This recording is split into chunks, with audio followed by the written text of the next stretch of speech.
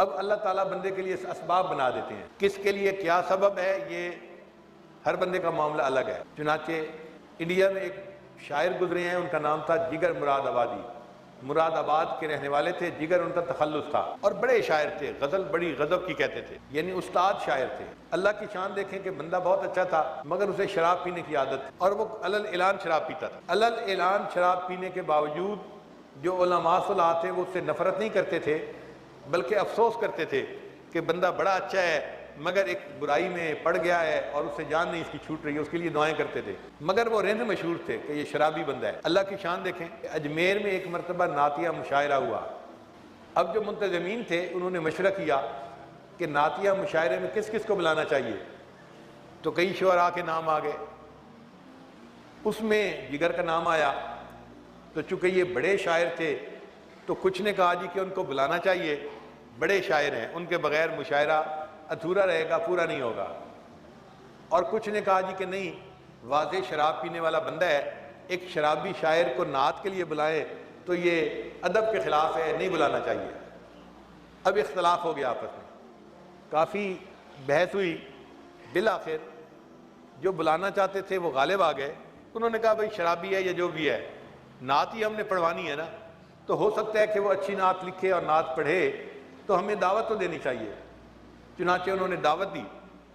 اب جب جگر کو دعوت ملی کہ نعتیہ مشاعرے میں آپ نے شرکت کرنی ہے اور نعت پڑھنی ہے، تو جگر کی تو حالت بدل گئی، پریشان، میں شرابی، میں برا، میں گناہگار، میں خطا کار، اور مجھے نبی علیہ السلام کی نعت پڑھنے کے لیے بلایا جا رہا ہے۔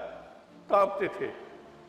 پہلے تو وہ مانے نہیں کہ نہیں میں نہیں آ سکتا، پھر ان کے ایک دوست کے ذریعے ان کو کہلوایا گیا، جگر پھر بھی نہیں مانے، پھر ان کے ایک استاد تھے ان کے ذریعے سے ان کو کہلوایا گیا، اور استاد نے آرڈر کیا کہ آپ نے جانا ہے اور وہاں جا کے نعت سنانی ہے۔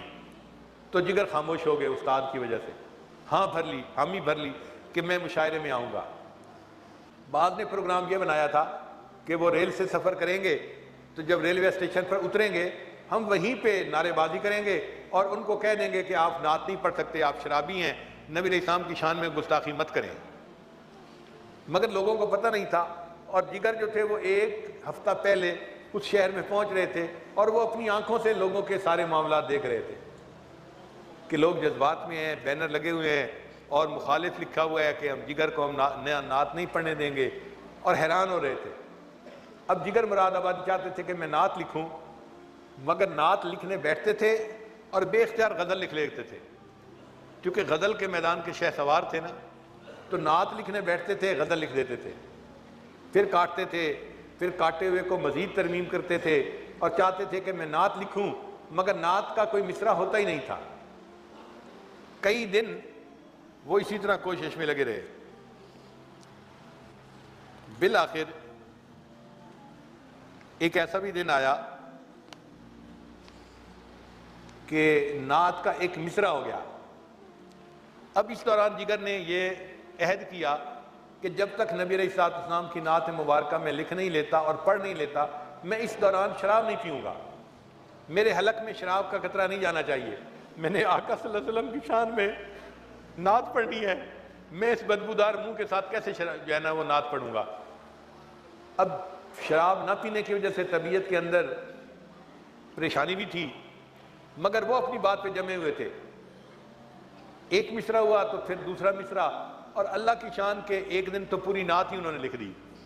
اب وہ بڑے خوش تھے کہ میں نے نعت لکھ دی ہے اور اب مجھے نعت لکھنے کے بعد اس کو پڑھنے کا موقع بھی ملے گا۔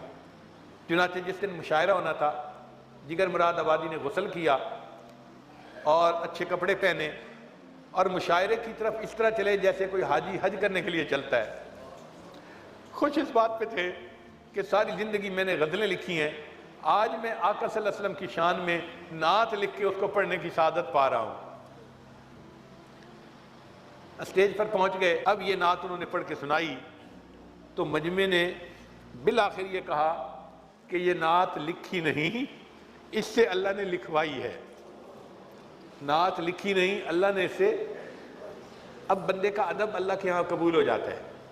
اللہ نے ان کی زندگی بدلنے کا راستہ بنا دیا کہ ایک شاعر آئے ہوئے تھے، ख्वाजा अजीज़ उल हसन मजदूब रहमतुल्लाह अलैह, वो अंग्रेजी लिखे पढ़े थे और एक बड़े ओहदे पे फाइल थे और शायर होने की निस्बत जिगर मुराद आबादी के दोस्त भी थे।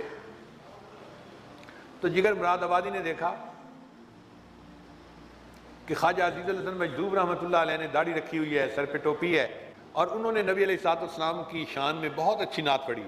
तो जब उनसे नात सुनी तो जिगर मुराद आबादी ने उनसे सवाल पूछा कि मजदूब साहब, आप तो मिस्टर थे, आपकी टर कैसे मिस हो गई? आप तो मिस्टर थे, अंग्रेजी लिखे पढ़े नौजवान थे, आपकी टर कैसे मिस हो गई?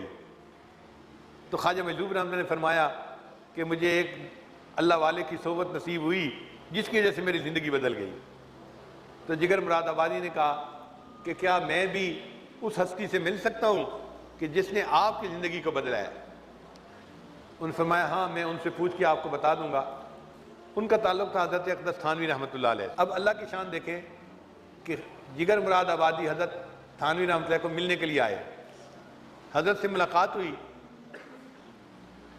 तो मुलाकात के बाद जिगर मुराद आबादी ने कहा कि हज़रत, मैं दिल में 2 नीयतें लेके आया था कि जब मैं आपकी मुलाकात करूँगा तो 2 काम करूँगा। हज़रत ने पूछा कौन से?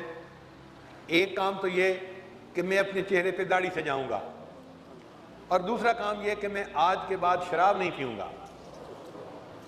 हज़रत थानवी रहमतुल्लाह खुश हुए और दुआएं दी और जिगर मुराद आबादी एक मजलिस के बाद वापस अपने घर आ गए। अल्लाह ने उनको इस्तकामत अता फरमाई, फिर बिलाखिर तबीयत भी ठीक हो गई।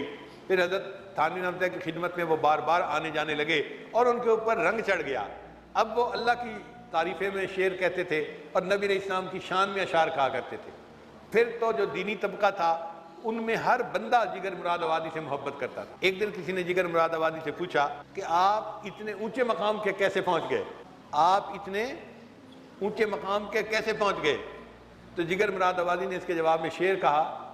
शेर ये था, मेरा कमाल इश्क में इतना है ए जिगर, मेरा कमाल इश्क में इतना है ए जिगर, वो मुझ पे छा गए मैं ज़माने पे छा गया। मेरा कमाल इश्क में इतना है ए जिगर, वो मुझ पे छा गए मैं ज़माने पे छा गया। फिर अल्लाह ने इस तरह उनकी ज़िंदगी को वीडियो के नीचे सब्सक्राइब के बटन पे क्लिक करें, बेल के आइकॉन पे क्लिक कीजिए ताकि हर नई वीडियो की नोटिफिकेशन आपको मिल जाए और थम्स अप का बटन दबाकर इस वीडियो को लाइक करें।